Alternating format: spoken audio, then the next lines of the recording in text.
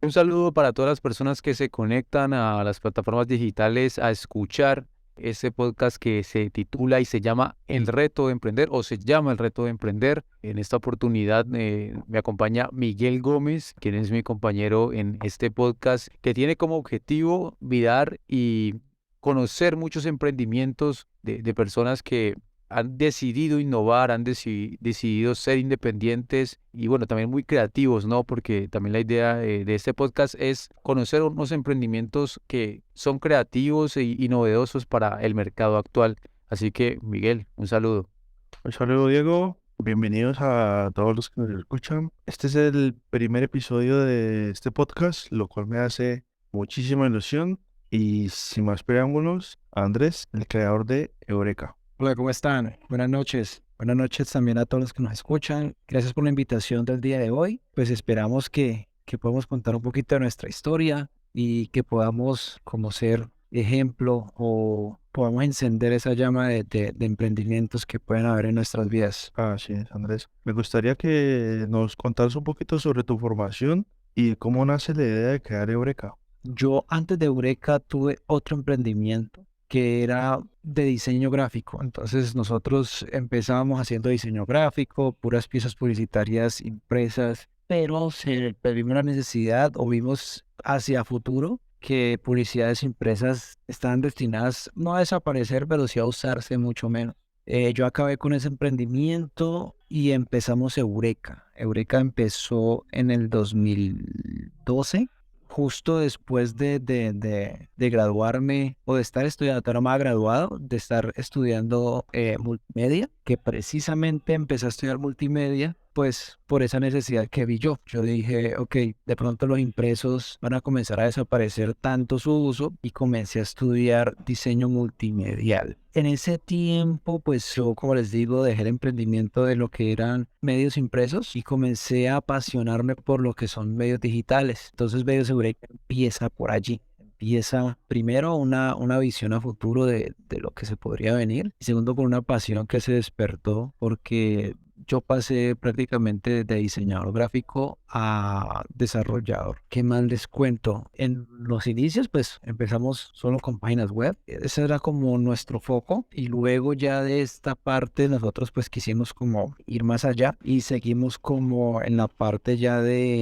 en lo que son ya softwares y lo que son aplicativos móviles y todo eso. Entonces, creo que esa es un poco la historia de cómo empezó Eureka y hasta ahora pues vamos bien. Ya hemos innovado en lo que son softwares, aplicativos móviles, software as a service. Entonces, cada vez es como ir escalando y adentrándose en nuevos horizontes, pues como para ir innovando, ¿no? Correcto. Yo quería preguntarte, ¿cómo nace el nombre de Eureka? En algún momento yo leí que Arquímedes lo habían enviado a saber el peso de una corona sin usar una báscula, una balanza. Si no lo lograba hacer, pues había un castigo que era la muerte. Entonces la lectura cuenta que Arquímedes no sabía cómo hacer, pues conseguir el peso de una corona, la corona del rey. Y pues él pensando, decidió ir a tomarse un baño y pues llenó la tina. Y al ingresar la tina, él notó que el agua se desbordó y comenzó pues a regarse el agua, pues por decirlo así. Y el man le dio tanta alegría de saber que él, introduciendo un objeto en el agua y de acuerdo a cuánto el objeto esparciera el agua, pues podía calcular el peso de ese objeto. Arquímedes se sintió tan alegre que salió corriendo desnudo por la ciudad, diciendo, Eureka, Eureka, como lo conseguí. Entonces, a mí yo sé que me gustó mucho esa historia, me gustó como el saber que cuando uno, pues se ha vuelto como un dicho no tan popular, pero sí mucha gente lo ha usado. De cuando tú encuentras algo que estás buscando, a veces la gente dice, Eureka, le di al clavo, como se dice en mi ciudad, Cali. Entonces, esa lectura fue que decidí yo colocarle Medios Eureka a la empresa, pero sí, esa es la historia detrás del nombre. Algo que menciona Andrés, referente, bueno, ya conocimos cómo nació Eureka y también por qué nació, pero yo quisiera que profundizáramos un poquito en ese por qué, que incluso me llama mucho la atención, porque Andrés, nos estás contando que vos como diseñador gráfico y empezando, digamos, desde esa profesión, viste que los medios impresos desde ese momento iban a perder un poquito de vigencia, ¿no? Y eso lo estamos viendo incluso ahora. Ahora realmente los medios impresos como los periódicos ya se están volviendo mucho más digitales e inclusive yo diría que multimedia, porque ya damos ejemplo, voy a poner un ejemplo muy grande que es el país de España, ya es un medio de comunicación que incluso utiliza el video cuando su origen como tal viene desde la prensa escrita que uno compraba, digamos, en la esquina, en una tienda. Pero me llama la atención eso, o sea, ¿vos en qué momento hiciste esa lectura? Que inclusive las personas que hacen esa lectura es las que ahora tienen pues medios de comunicación más consolidados o emprendimientos más consolidados. ¿Vos en qué momento viste y te dijiste a vos mismo, bueno, los medios impresos van a perder vigencia y es como el momento de empezar a prepararme para lo que se viene? ¿Cuándo fue ese momento clave, digamos, para vos decir, bueno, en este momento es que debo aprender algo más para no quedarme, digamos, con las manos atadas a una profesión que cada día está en constante cambio como es la profesión de un diseñador gráfico? Para eso te tengo que contar que tuve también otra transición antes de ser diseñador gráfico. Yo en los medios impresos empecé con lo que es la litografía. Pues obviamente yo empecé como un mensajero en una litografía y en la litografía pues en ese momento en que yo estaba ya se había hecho la transición de lo que son tipografía a litografía. Entonces pues como para no entrar en tanto detalle, la litografía eso era con troqueles y cosas que se hacían con metal, ¿sí? Se le pone una tinta al metal y con presión se imprimía sobre un papel.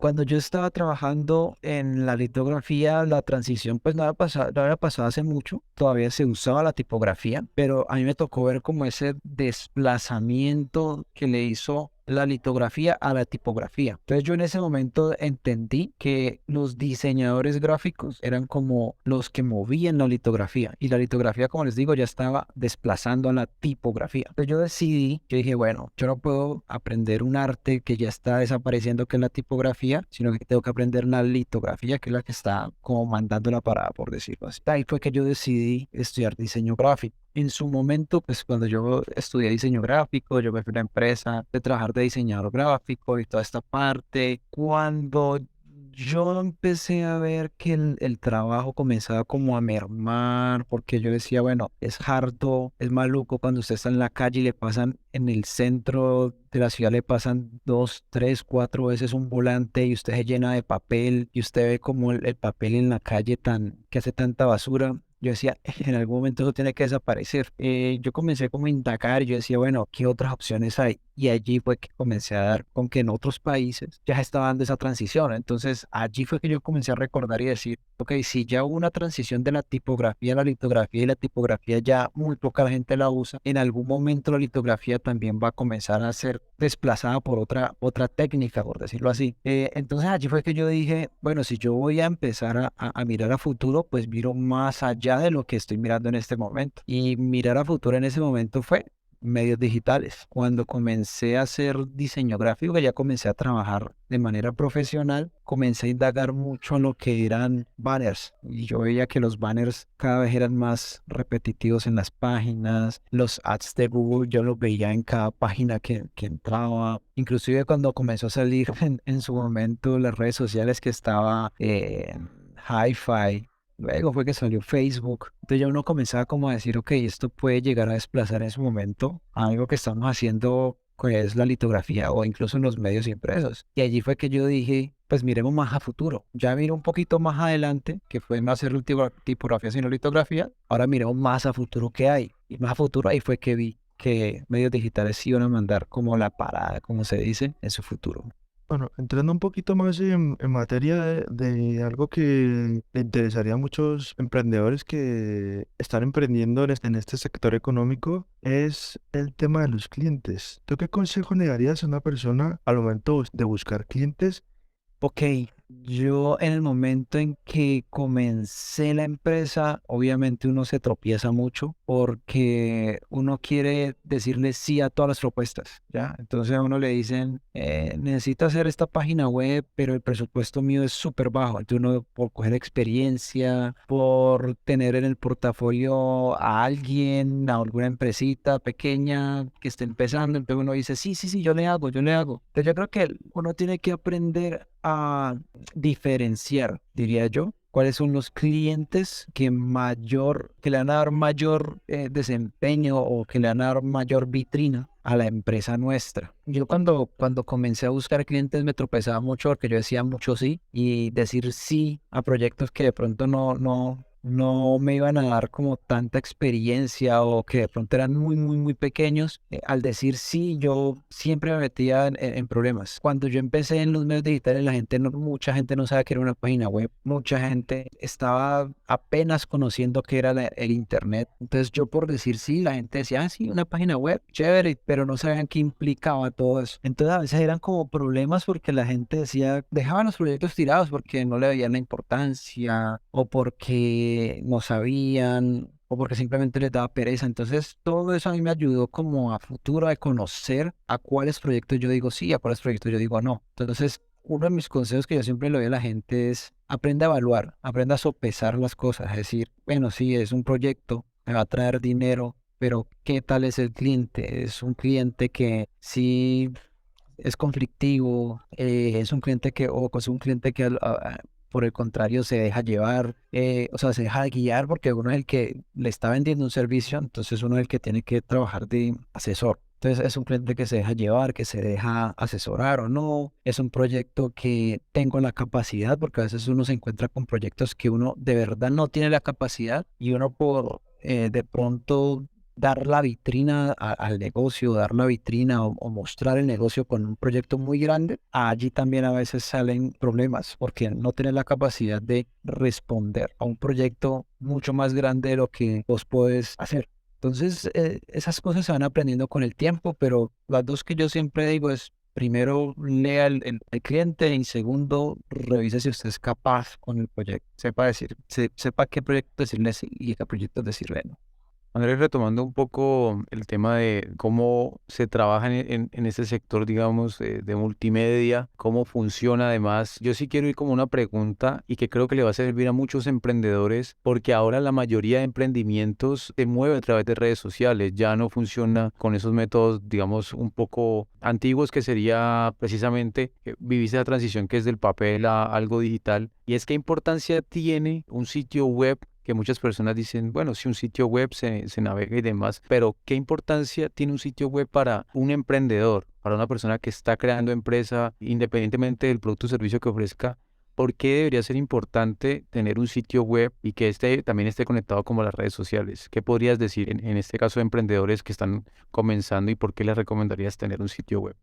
Uno siempre tiene que leer los tiempos, tiene que aprender uno a leer los tiempos y a leer las personas o el público objetivo, por decirlo así. En este momento, el público objetivo, lo que les conté antes, todo es de transiciones, ¿ya? La transición a la gente le costó mucho del papel a la página web, ahora le cuesta mucho a la gente tomar en serio a alguien que no tenga una página web o a alguien que tenga un correo @Gmail o @Hotmail o algo así. Entonces, el público objetivo que hay ahora, o sea, el público consumidor de edad mediana, no digamos de edad mediana, sino de edad adulta de 30 para arriba, son los que toman las decisiones en este momento de compra en las empresas grandes, ¿ya? Difícilmente uno se va a encontrar un gerente de 25 años, ¿sí? O un gerente de menos de 27, 28 años. Por lo general, los gerentes que uno encuentra son 30, 40, 50 años y esta gente ya tiene en la mente que si usted no existe con una página web, usted es un rookie, es una persona que apenas está empezando, no tiene la capacidad de proveer lo que yo estoy buscando, ¿ya? Entonces, mientras se hace la transición de que la gente comienza a decir, ok, pero es que a mí solo me basta con conocer el producto por una red social, mientras se hace la transición, la gente ahorita toma mucho en cuenta lo que es una página web, un correo corporativo, un teléfono corporativo. Entonces, todas esas cosas nos respaldan al momento de salir al mercado. Entonces, ¿por qué hacer una página web? Simplemente para que me tomen en serio, ¿ya? Así yo tenga mi catálogo en Facebook, en Instagram, yo venda por TikTok, lo que sea. Mucha gente que quiere comprar prefiere ver el producto en una red social y hacer la compra en una página web. ¿Por qué? Porque da seriedad. Siguiendo un poquito, Andrés, con el tema de los clientes, ¿cuál consideras que es una buena estrategia para la fidelización de clientes? En el caso de Eureka, incluso agregaría yo, ¿no? Porque digamos que yo sigo con esta misma pregunta que le hacía Andrés, es cómo uno fideliza una clientela, digamos que tiene un emprendimiento, una empresa y que pues todo también parte de ese mismo diseño multimedia, cómo también pues se proyectan esos resultados, ¿no? Para que esa clientela siga. Mira, yo creo y me ha servido mucho que es calidad, entregar a tiempo, para ser cumplido, ser muy sincero en las etapas del software y no sé, todos sabemos que los software nunca terminan de crecer. Ya usted hace un software y ese software siempre va a tener mejoras, siempre va a tener bugs que arreglar o siempre va a tener cambios de lógica de negocio. Entonces, una forma de fidelizar al cliente es entregar un buen producto para que el cliente cuando necesite cambiar lógica de negocio o que necesite hacer un nuevo feature porque necesita ahorita atender un nuevo cliente, una nueva modalidad, te llamen a ti, ¿sí? Entonces yo creo que una manera de fidelizar es buen producto, ser cumplido, ser muy honesto y ya el resto se va dando. Yo quería saber, Andrés, en el momento cuando te entrevistas con un posible cliente, ¿cuáles son las preguntas claves que se le pueden hacer sobre la idea que él quiere plasmar en Internet? Lo primero que uno tiene que hacer, y esto es algo que yo ya tengo como religiosidad, es levantar requerimientos, ¿sí? En el software, como les dije, el software es muy cambiante. Entonces, si yo no levanto los requerimientos, hago un mapa conceptual o hago de pronto un listado de los requerimientos que el cliente quiere, en cualquier momento el scope del desarrollo me cambia. Entonces, él va a decir, no, pero es que yo no quiero que me mande un mensaje email, sino que me mande un mensaje push por la web o un mensaje push al celular o un mensaje de texto al celular. Ya, entonces eso me cambia el scope, el alcance del proyecto. Entonces, uno entre más temprano levante el requerimiento del negocio y se pula ese requerimiento antes de empezar a programar, menos errores se cometen, ¿ya? Cuando uno le deja abierto al cliente, no, pues sí, usted necesita un software que le haga la contabilidad de cuántos camiones tiene usted y que usted por ahí pueda ver el stock que tiene. Listo. Pero después el cliente le dejó ver, no, pues que yo con los camiones también quiero saber dónde están. Ah, pero yo con el stock quiero que se pueda manejar por bodegas. Entonces, si usted esos requerimientos no los deja claros al inicio, el software se puede volver una cosa interminable. Entonces, algo que yo tengo religiosidad es levantar requerimientos y sobre esos requerimientos trabajar. Partiendo, Andrés, de la adaptabilidad que me parece muy interesante en tu historia en el emprendimiento de Eureka y todo ese proceso que llevó a que hoy Eureka exista y que es un servicio que, digamos, lo que hablamos anteriormente, pues cada emprendedor lo necesita porque da una seriedad al mismo. ¿Vos cómo ves en un futuro el tema del multimedia? Una persona que está emprendiendo en algo de software o que tiene una empresa de software o de multimedia, ¿crees que vaya a existir algún tipo de evolución en este campo? ¿Y cómo lo verías? Porque pues ya lo viviste una vez y si vuelve a suceder con estos cambios tan rápidos que suceden en estos últimos 20 años de este siglo, pues han habido tantos cambios que pues cada emprendedor tiene que estar como pendiente de esos cambios pues para poder que el emprendimiento siga. Yo cito un ejemplo que me gusta mencionar mucho y es el de Netflix con Blockbuster, ¿no? Blockbuster no se adaptó y llegó una empresa como Netflix. Y en este caso, en esta industria multimedia que también es tan cambiante por ser algo digital, ¿cómo ves en un futuro el tema del software? ¿A qué podría llegar en el futuro más inmediato o inclusive a largo plazo? Yo veo que la multimedia, como es una tarea muy repetitiva, es una tarea de quiero un flyer o quiero no sé, una landing page para tal producto. Y esas cosas son tan repetitivas. En este momento, a corto plazo, yo diría que desarrolladores que sean desarrolladores para cosas repetitivas, pues diseño de páginas web o de pronto diseño de banners para web, se van a automatizar. Las inteligencias artificiales te pueden hacer un volante. Tú dices, yo quiero, mi marca es esta y yo quiero que el volante sea dirigido a mayores de 25 años, menores de 35, que diga esto, que diga lo otro. La inteligencia artificial te lo hace, ¿sí? Y lo mismo pasa con los mockups web. Ya antes uno usaba un diseñador gráfico para hacer los mockups, de esos mockups partes para hacer el software. Ahorita las IAs ya hacen eso. Tú le dices, yo quiero una landing page que sea de tal producto, que tenga un slider para, para los productos, para el producto y que tenga parte eso que se gestione en 3 subcategorías y te lo crea en menos de 5 minutos, ¿ya? Cosa que a un diseñador a veces le cuesta una semana, 15 días para hacer, una IA te lo puede hacer en 5 o 10 minutos. Entonces yo a un futuro cercano, veo las IAs automatizando las cosas que son repetitivas. No veo tampoco tanto de pronto con el desarrollo de software que las IAs hagan todo un software, ¿ya? Pero sí las veo como unas herramientas que se pueden usar hacia futuro. Cuanto a la multimedia, yo la veo cada vez más agresiva. Las IA ahorita te pueden crear una landing page, te pueden crear un hilo de Twitter, te pueden crear un post de Facebook y todo te lo crean ya con el SEO, te lo crean con las reglas que tienen que tener para que sea un post atractivo. Entonces va a ser más agresivo. Yo creo que puede ser que nos acostumbremos a publicidades casi similares, que no sean tan diferentes unas de las otras, una marca a la otra de pronto se van a empezar a parecer mucho porque están usando mucho las IAs y toda esta parte. Pero yo creo que a futuro lo veo así, una herramienta que se está levantando y que puede ser productiva o contraproducente.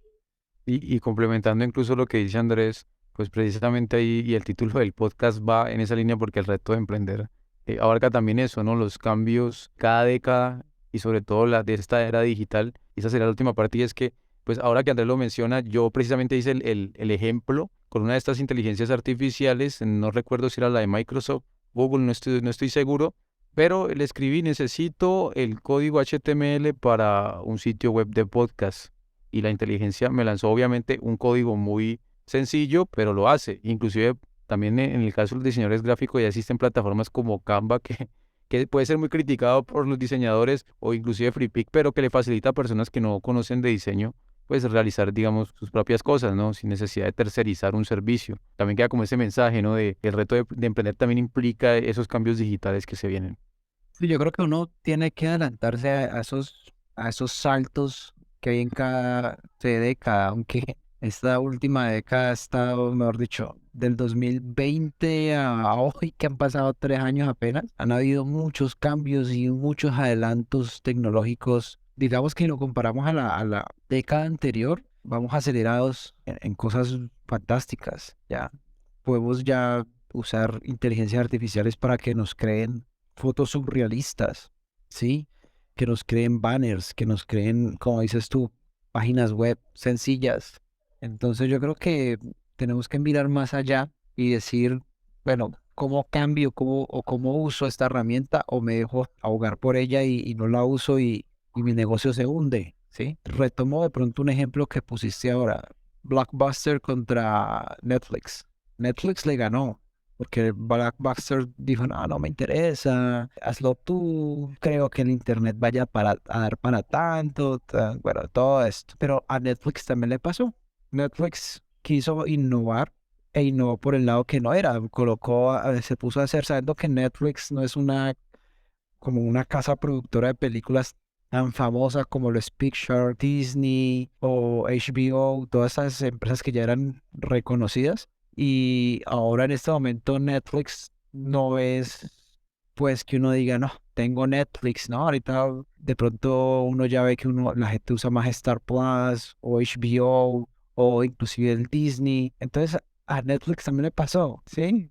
¿Por qué? Porque creemos que tenemos todo controlado y resulta que el tiempo va cambiando vertiginosamente y si no nos damos cuenta, pues nos volcamos.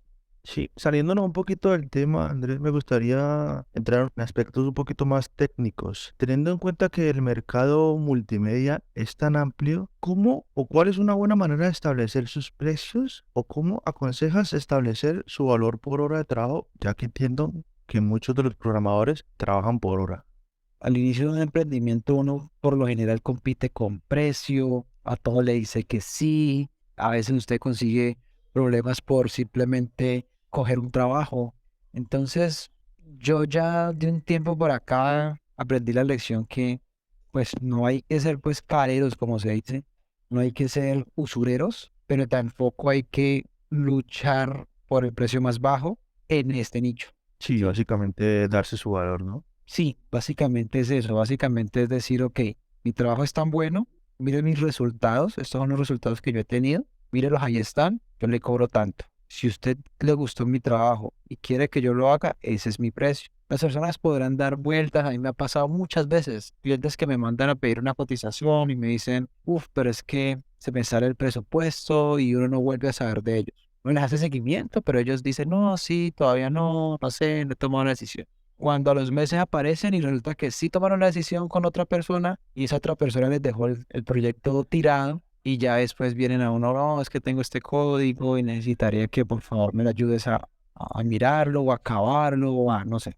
Entonces, yo digo que en este nicho uno tiene que sí estudiar el mercado, estudiar los precios del mercado, pero uno tomar la decisión de yo no voy a competir con precios, sino con calidad. Ahora, en cuanto a los desarrolladores que trabajan por horas, allí es un tema complicado, porque en este momento en la globalización del freelancer de desarrollo, pues en Colombia los precios están, o los estándares están muy altos, porque ahorita Europa y Estados Unidos están tratando de localizar buenos desarrolladores y obviamente se paga en dólares o les pagan en euros. Y obviamente un desarrollador que viva en Colombia, que viva en Perú, que viva en Ecuador, que viva en Latinoamérica, mejor dicho, y que gane en dólares, no hay forma de engancharlo. Ahí hay un reto muy grande porque si los desarrolladores se les sube el presupuesto, no como el pago que se les hace, obviamente los países latinoamericanos pues no van a dar con cómo competir con precios o con pagos que se hacen desde el extranjero hacia los países de Latinoamérica.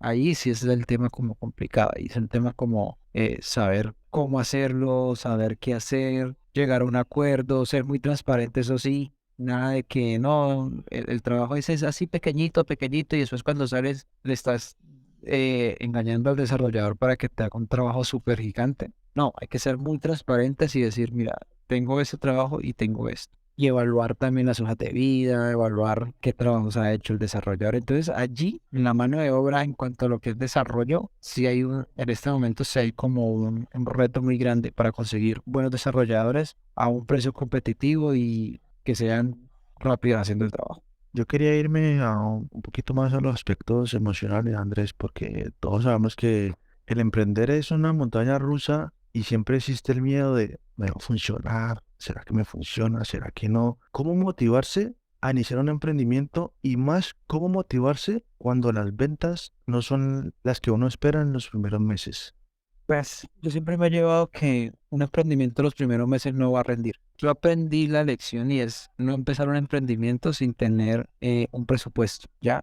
No tiene que ser un alto presupuesto, pero sí aunque sea para cubrir unos ciertos meses, unos 3 meses de mis gastos, ¿sí? A mí me pasó ya, yo aparte de Eureka tengo otros emprendimientos y uno de los emprendimientos que empecé antes de Eureka, que fue el de diseño, básicamente yo vivía del diseño, ¿sí? Vivía de mi emprendimiento. Entonces mi emprendimiento no rendía porque si yo hacía un trabajo, el pago de ese trabajo yo lo necesitaba para subsistir. Sí, entonces comencé como se dice, a comerme el producido. Entonces yo siempre tenía en mente que si yo voy a empezar un emprendimiento, por lo menos tengo que tener o cómo sostener los primeros meses del emprendimiento o que yo tenga un ingreso extra para subsistir o para cubrir mis necesidades y paralelamente haciendo mi emprendimiento. ¿Y qué hacer cuando las ventas no van tan bien? Uf, yo creo que eso va en cada cual. Yo ya estoy como acostumbrado a saber que hay altos y bajos y uno tiene que saber que las cosas pasan. Uno tiene que estar preparado para eso. A que usted le puede ir mal en un mes y no llegar ni siquiera al punto de equilibrio o que le vaya tan bien que, mejor dicho, sobrepasó las expectativas. Y allí es cuando hay que tener cuidado también, porque cuando usted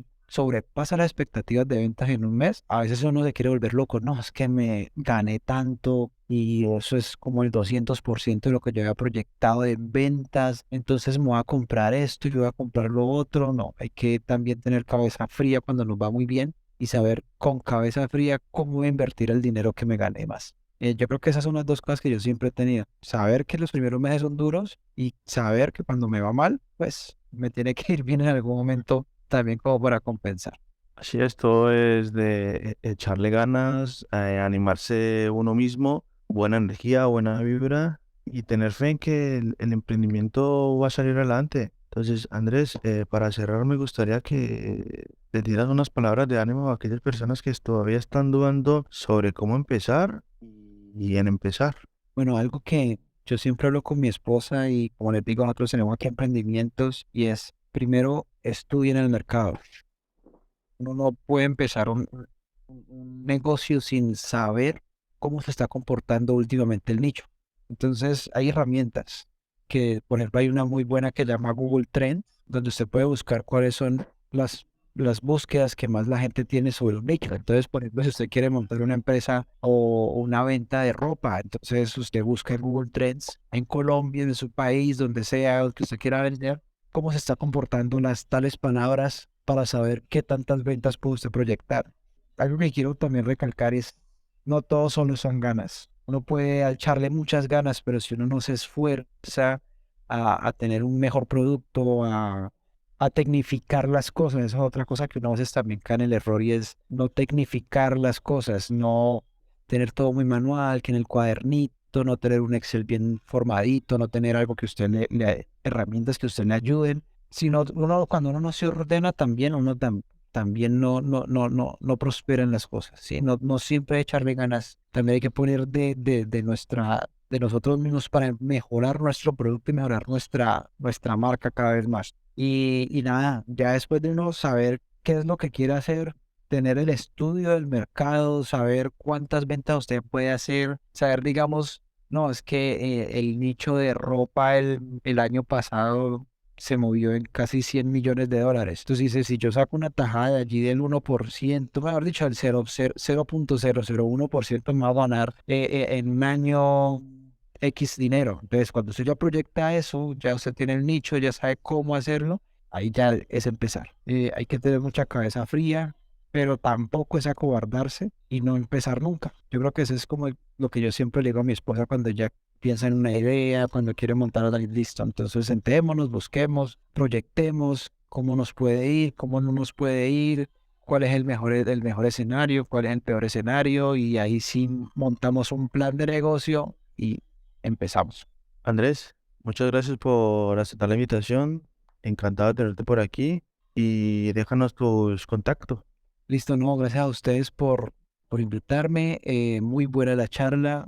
Espero que todos los emprendedores que nos escuchen esto les dé más ánimo y a los que no han emprendido, pues que empiecen a generar esas ideas que les van a dar los ingresos en el futuro. Y nada, mis contactos, ustedes nos pueden encontrar como medioseudeka.com. En esa página, pues ya nosotros ahí tenemos todo lo que son nuestros servicios, ahí pueden ustedes encontrar un poco de nuestra historia y nada, ahí estamos siempre para adelante. Bueno, gracias a Andrés por participar en el reto de emprender, este podcast que, bueno, lo inauguramos contigo y pues hablando un poco sobre Eureka y cómo funcionan también los emprendimientos que se dedican al software. Desearte lo mejor y bueno, ya ahí también está la cuña para que pues los que necesiten un servicio multimedia o empezar también a mover su negocio a través de las plataformas digitales, sobre todo pues con el tema de los sitios web, pues ahí tienen el contacto de Andrés con Eureka. Nos escuchamos en un próximo episodio con más emprendedores aquí en el reto de emprender.